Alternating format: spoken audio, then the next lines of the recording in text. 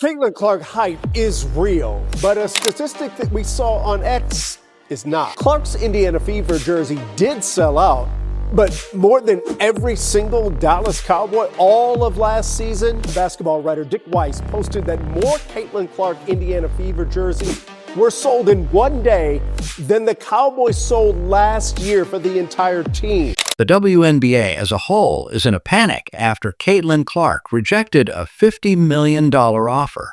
Take a moment to consider that. Who among the players in the league's history has the ability to reject the largest offer ever made? That W is not intended to occur. Clark was supposed to be the one who saved the league and made everything right. Her refusal, on the other hand, has changed the course of events and left everyone wondering the same thing. What happens if the WNBA's biggest star declines? The all-time leading scorer in NCAA Division I history is getting her jersey retired. That's right, Iowa retiring number 22, Caitlin Clark's jersey next February. Clark, who was drafted number 1 overall by the Indiana Fever last spring. And I want to say I've earned every single thing, but as a white person, there is privilege. A lot of those players in the league that have been really good have been black players. This league has been kind of built on them. She's elevated the profile of women's basketball because she's a superstar talent. She deserves to get her jersey retired. She deserves to be celebrated at Iowa. That's what we're going to dissect. Before we continue, I have a little favor for you. Please take a moment to like this video and subscribe to the channel if you enjoy this content. More than 98% of you see the videos without signing up. Although it doesn't cost you anything, it has a significant impact on us. Have you pressed the subscribe button? Fantastic. Many thanks. Let's return to the video now. Why would a single player who has not yet played professionally influence the fate of a whole league? After Caitlin Clark's name became the focal point of the WNBA's survival strategy, everyone began to wonder that. The league's numbers weren't very good prior to her arrival. Local broadcasts had trouble retaining viewers. TV ratings were lackluster, and stadia were barely filled halfway by ticket sales. When I did an event with her and my guy Mark Shapiro in Iowa, that's his alma mater, 11,000 people showed up. I assure you it was not for me. It was for her. The disparity in treatment between her as a white player and black players who preceded her and achieved so much but lacked the level of recognition after advancing to the national championship game before losing to Dawn Staley in South Carolina last year. What does she do? She goes out in the WNBA and she balls out there as well, and she ends up being a league MVP candidate as a rookie. Teams were spending more on operations than they were making. Furthermore, games felt less like national showcases and more like tiny community gatherings outside of a few niche sectors. For many years, the focus was on how long the league could withstand such losses before something had to drastically change, not on growth. Then Clark arrived. Without even donning her rookie jersey, she went from being a college star to a major attraction overnight. She was hailed by the media as the savior who could finally save the WNBA from decades of striving for relevance. Fans flocked outside to purchase tickets for her college games, which were sold out like a large music festival. Therefore, the league jumped at the chance to believe that this one rookie wasn't simply another player when she was picked.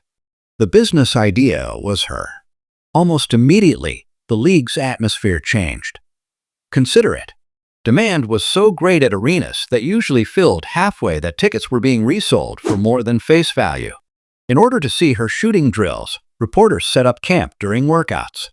Her jersey kept vanishing from the shelves within hours, forcing merchandise outlets to replenish it daily. WNBA sensation Caitlin Clark has scored numerous honors for her skills on the court. But Clark did more than just dazzle on the court this past season. She has quickly become one of, if not the most popular stars in the WNBA. Clark was awarded the league's Rookie of the Year award after a record-breaking season. She was the first rookie to be named the All-WNBA first team since 2008. Sports media company Boardroom says the WNBA was the fastest-growing brand in the United States this year. Online users likened the craze to Taylor Swift performances or the launch of popular films. It wasn't the subdued debut of a new player that you typically anticipate. The WNBA has never seen anything like it before, and it immediately began to yield benefits. Her team's national broadcasts revealed considerable increases in viewership, ranking among the WNBA's most viewed games in years. Sponsors that had previously avoided the league suddenly expressed interest in joining, launching campaigns and advertisements that featured her name prominently. It wasn't a case of making promises about possible fans for once. In fact, attendance was increasing, money was coming in, and arenas were selling out. In her first few months, the league's optimism soared above anything it had dared to assert in the previous 10 years. This is where the optimism changed into something rather different, though. The WNBA executives reasoned that if Clark was the reason for this upsurge, they could definitely sign her to a huge, record-breaking salary. Something so significant that it would solidify her as the league's pillar for years to come. The $50 million transaction was presented at that point. The offer was more than just a contract. Like the golden ticket, it was pitched.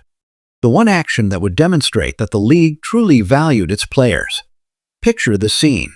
The commissioner slid the documents in front of everyone, anticipating that Clark would immediately light up and sign.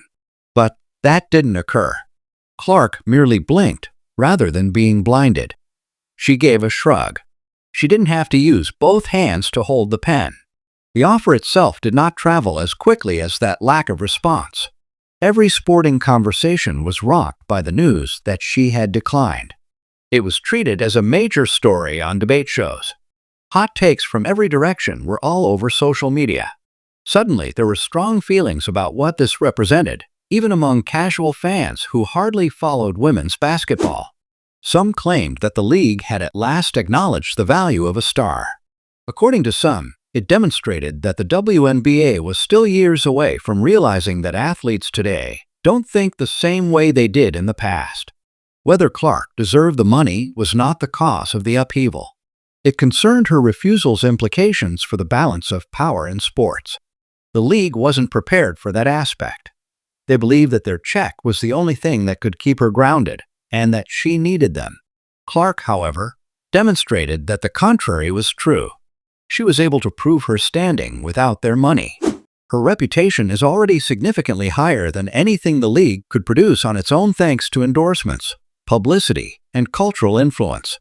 Executives were left reeling when her rejection upset the equilibrium. For many years, the WNBA believed that identifying a single player who would continue the tradition was the key to its survival. However, something more significant was revealed when the athlete they had placed all of their faith in casually turned down their best offer. Her value wasn't the problem.